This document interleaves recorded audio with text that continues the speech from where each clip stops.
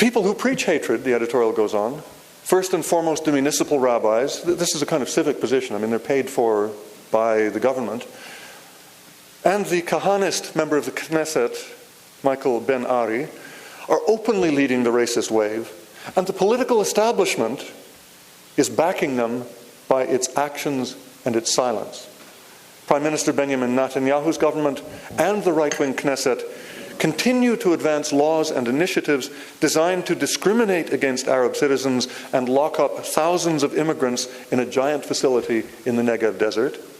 The message out of Jerusalem in the delicate language of legislation is translated into wild incitement in the offices of the rabbis. So there I think we have two converging calls for help. And what I'm going to suggest is that I want to say this and to underline the point, because I think it's an extremely important one. That to be a critic of Israel is not to be an enemy of Israel. One of my favorite poets, the great early 19th century English poet William Blake, wrote in one of his proverbs, "Opposition is true friendship." I think that's something worth reflecting on, particularly when we have a prime minister who in this country stands up, as he did in early November in Ottawa, and tells us that we are dealing in relations between Israel and the critics of Israel with a situation of absolute good and absolute evil. Now that is, well, if one's interested in the history of theology, that's what's sometimes called by Christians the Manichaean heresy, the belief that the world is completely divided into dark and light and that these two powers are in endless struggle with one another. And it is a remarkably stupid and unnuanced thing for a contemporary politician to say. So what I want to say very urgently is that to be a critic of Israel, even to be a strenuous critic of Israel, not simply saying, oh, this one little thing here is wrong or this other thing is wrong, but that entire policies are perverse and illegal and brutal and brutalizing. I think that's important to say. That when a state sets out to brutalize a subject population, as Israel is doing and has been doing for many years with the population of the occupied Palestinian territory, that state is also brutalizing its own people. And I think it's worth pausing for a moment on this subject and to recognize the degree to which ordinary Israelis have been subject to violent manipulations by their own government. This I would take to have been the deliberate policy of Ariel Sharon when he was Prime Minister of Israel. A policy of exacerbating tension at every possible moment, of preventing peace from breaking out, of preventing serious negotiations from taking place, of inciting violence from the other side by, for example, the effective invasion of the Al-Aqsa mosque by Sharon with a great force of police and military, which of course set off the Second Intifada. It seems, by my analysis at least, that his object there was to frighten his own people, to recreate, to renew tensions and violence, and thereby to push the Israeli electorate into a kind of Manichaean worldview, into a view that their enemies were terrifying and absolutely evil, and that they, on the other hand, were uncritically good. So I think these habits of mind, this black-white, absolute good, absolute evil, are habits of mind that we must strenuously resist. And strenuously resist, in particular, in the voices of our own political leaders.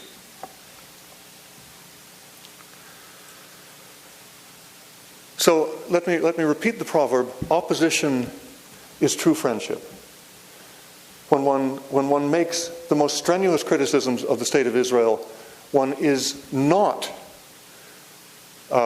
seeking to, as the uncritical supporters of Israel and of Zionism will tell you, one is not seeking to, in some sense, bring an end to that state, to totally delegitimize it, to, etc., with a kind of genocidal conclusion. Not at all.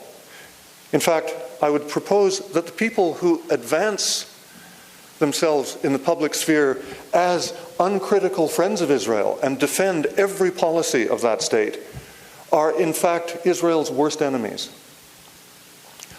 They are so because what they're doing is telling a large part of the world something about their own communities, their own Jewish communities, that is simply untrue. If, for example, mainstream Jewish leaders in France stand up as they did in January of 2009 and say 95% of French Jews support the State of Israel in its attack on Gaza. Of course, they didn't call it an attack on Gaza, in its justified defense against, I'm not sure whether they said Gazan aggression, but it was something equally silly. They're not telling the truth about French Jews. And what they're also doing is inciting, let's say, a 14-year-old Muslim kid in one of the banlieues, one of the suburbs of Paris or the other great cities of France, to say, I know that my co-religionists are being oppressed in Palestine, in Gaza, but I can't do anything about it. But here in my own country, I have fellow citizens who are telling me we are part of the structure that is oppressing your co-religionists, your people. Now, what we have there is not merely a system of falsehood, but a system that leads naive young people, angry young men, let's say, into the temptation of becoming violent anti-Semites. Now, this book emerged because in June of 2009, a group of parliamentarians, not a parliamentary committee, a group of parliamentarians formed themselves into a parliamentary coalition and announced that they were holding a parliamentary inquiry into anti-Semitism in Canada. Now, we need to understand how unusual that is, because in our parliamentary system, it is periodically the case that Parliament decides a particular subject needs investigation. Parliament will appoint a committee to deal with a subject that is defined by Parliament under terms set by Parliament with a deadline prescribed by Parliament for that group to report back to Parliament with its findings. That's what's called parliamentary committee. And this is not a parliamentary committee. It set its own terms. It has not yet reported, although it said it would in April of last year. It may never report because, in fact, that group, the Canadian Parliamentary Coalition to Combat Anti-Semitism, has been very thoroughly discredited. Now, I think the reason that human rights scholars, there are human rights scholars and activists, 11 of whose individual pieces are reprinted in this book, and human rights organizations, 7 of whose contributions are also reprinted in this book, the reason they felt anxious, the reason my attention was drawn to this, is that we had a group announcing an inquiry, but announcing the conclusions to their inquiry before they had conducted any research or received any public feedback or any expert opinion. They already knew what they were going to find. And their conclusions, announced in their initial call for submissions, were inflammatory. They said Canada is experiencing an unprecedented, since World War II, surge in anti-Semitism, which, if true, would be horrifying. They said Jewish students in Canadian universities are being systematically intimidated, persecuted, and mocked, most particularly if they show any signs of supporting the State of Israel. That, again, if true, would be appalling.